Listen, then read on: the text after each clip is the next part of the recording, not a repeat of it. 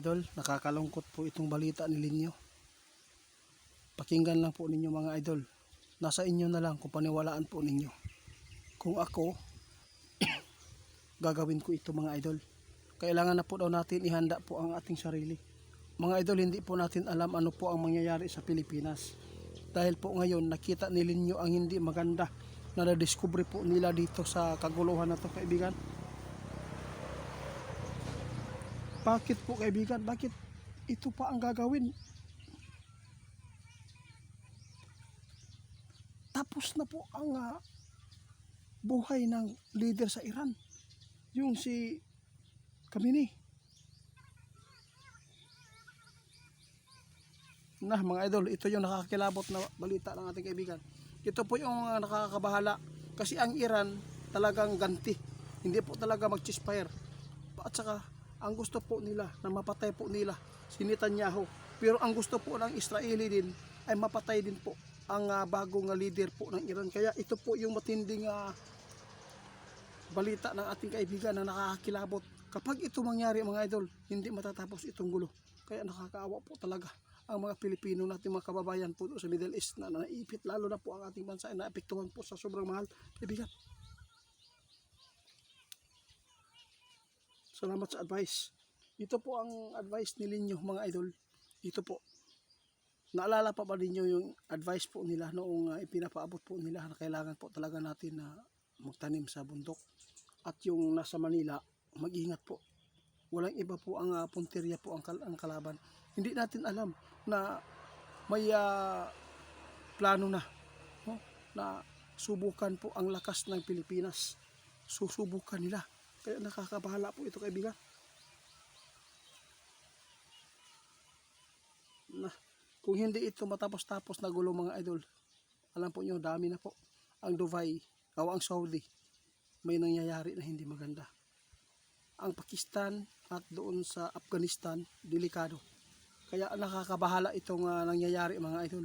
Kasi ang mga bawat country ngayon ay parang nahahawaan na. Kaya nakakabahala itong sinabi ng ating kaibigan, posibleng mahahawaan din po ang Pilipinas dito sa gulo.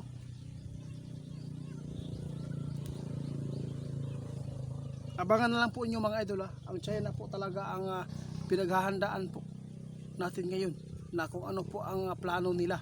Kaya nakakabahala man ito, kailangan po natin harapin kung ano man po ang mga pagsubok dito sa ating bansa. Sa lahat na makapanood, ang Manila po ang gusto natin na mapaabutan. Yung mga subscriber ko doon na kailangan po talaga na hinay-hinay na kayo, umiksit dyan, no?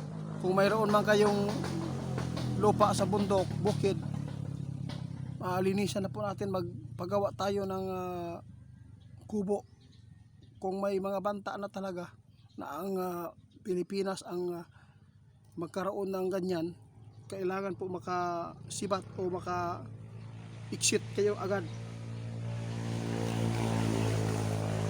O tama si kaibigan, wala naman po talaga mapapala ang kalaban kung ang bundok po ang tirahin nila ng misil. Wala. Talagang ang titirahin nila yung sentro po ng ating bansa dito, yung city ng Manila.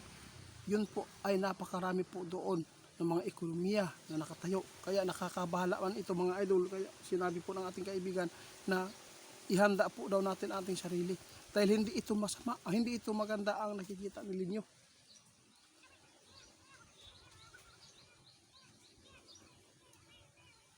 Salamat Linyo.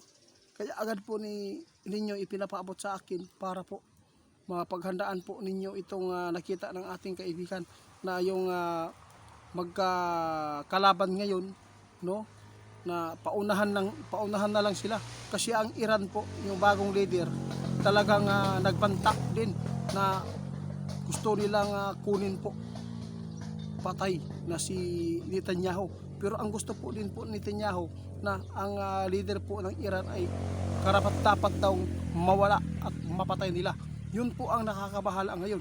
Posible itong mas lalong lalaki ang kaguluhan, kaya maraming mga bansa ngayon ang maiipit at masasali po sa kagulo. Kaibigan, sana po hindi po ito mangyayari doon sa Kuwait. Nakakaawa po sila kaibigan.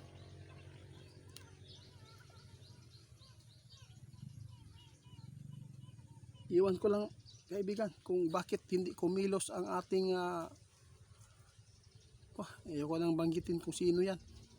Bakit hindi po nila kinuha yung mga OFW na gusto nang umuwi? Kung hindi po umuwi yung iba, pabayaan sila. Kasi may utak naman din po sila mga idol. Ang sa atin lang makapagbigay tayo ng safety sa kanila sana, na sinabi nila kung pareho lang kung umuwi daw sila dito, wala naman palang pabala, mas delikado pa daw buhay nila.